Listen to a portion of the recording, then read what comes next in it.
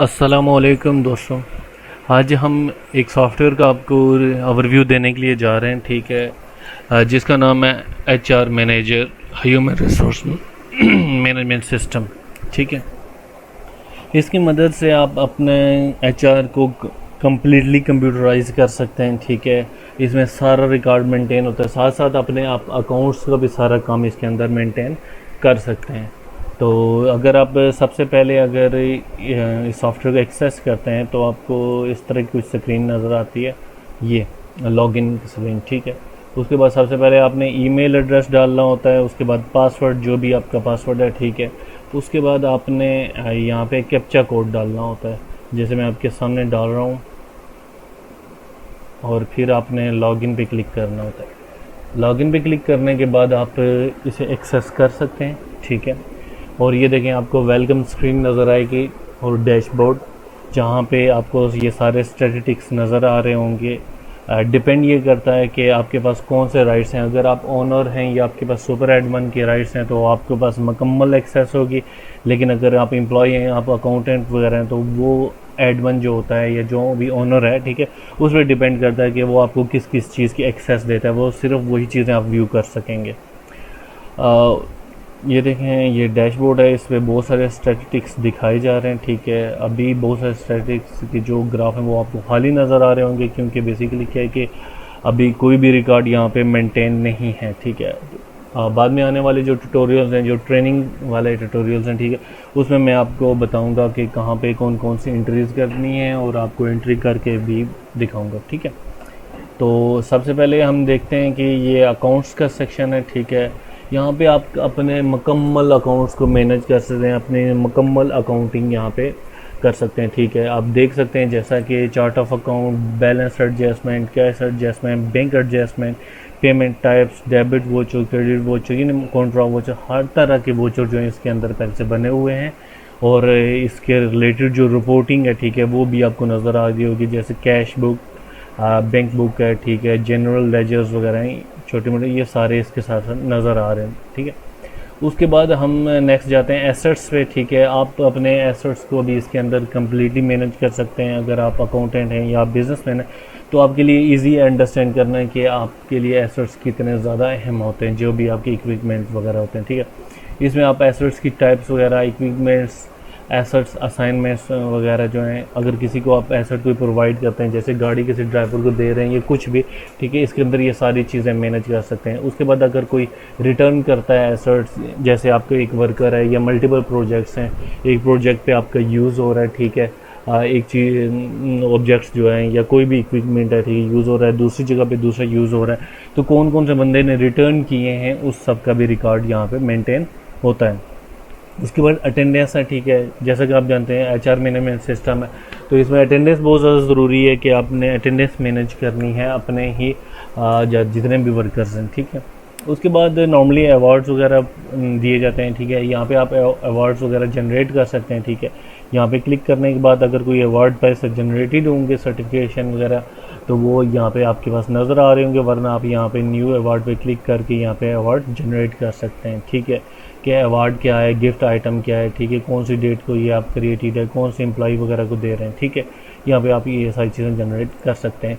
परेशान ना हो, अभी इसके अंदर कोई डाटा नहीं है, लेकिन जो आगे आने वाले ट्यूटोरियल्स हैं उन सब में हम आपको डाटा डाल के बताएंगे और आप उसमें देख सकेंगे प्रॉपर वर्किंग सॉफ्टवेयर की।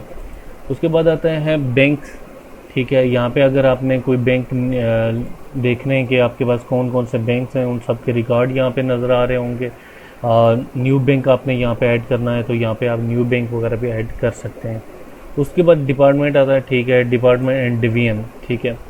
यहाँ पे आप डिपार्टमेंट वगैरह भी क्रिएट कर सकते हैं, ठीक है, डिवीजन वगैरह भी क्रिएट कर सकते हैं जो एम्प्लॉयज़ को असाइन करने के लिए कि कौन सा एम्प्लॉय जो है आपका कौन से डिपार्टमेंट से है।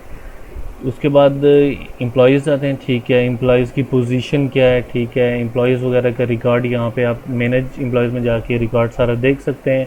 न्यू एम्प्लॉय आप ऐड करना चाहें तो यहाँ पे न्यू एम्प्लॉय वगैरह भी आप ऐड कर सकते हैं, ठीक है।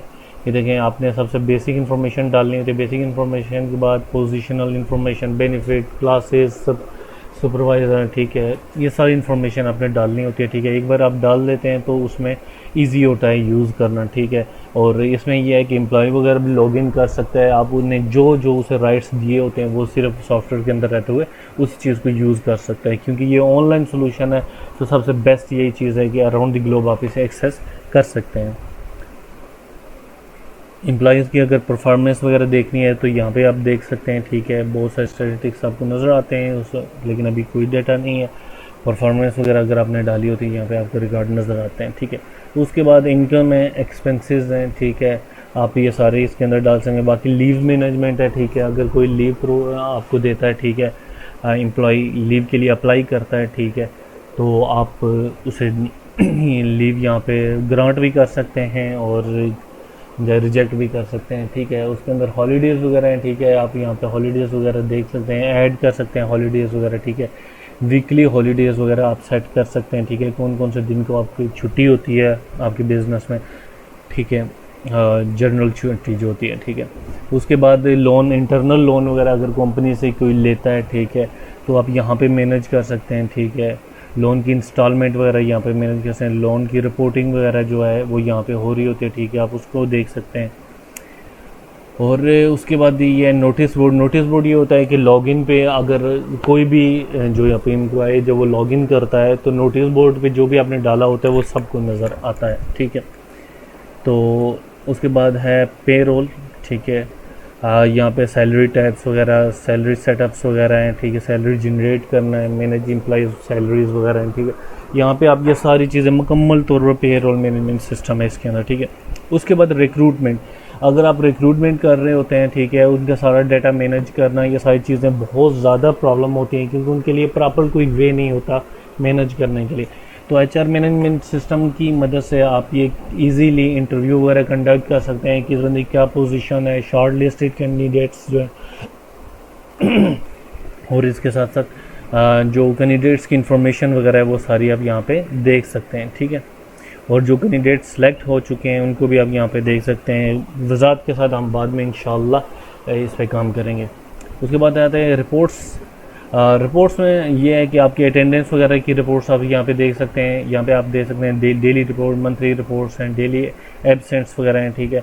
रिपोर्टिंग वगैरह इसमें बड़ी वजाहत से की गई है, डिटेलिंग वाली रिपोर्ट है, ठीक है। आप इसे ईजीली जाते फ़ायदा उठा सकते हैं, ठीक है। बहुत ईजी है सॉफ्टवेयर को यूज़ करना और इसके साथ हम ट्यूटोरियल भी आगे नेक्स्ट आने वाली वीडियोस में अपलोड करेंगे, तो आप इजीली सॉफ्टवेयर को अंडरस्टैंड कर सकते हैं। उसके बाद आता है सेटिंग्स में ही रोल्स परमिशन वगैरह हैं, यूज़र्स मैनेजमेंट वगैरह है, ठीक है।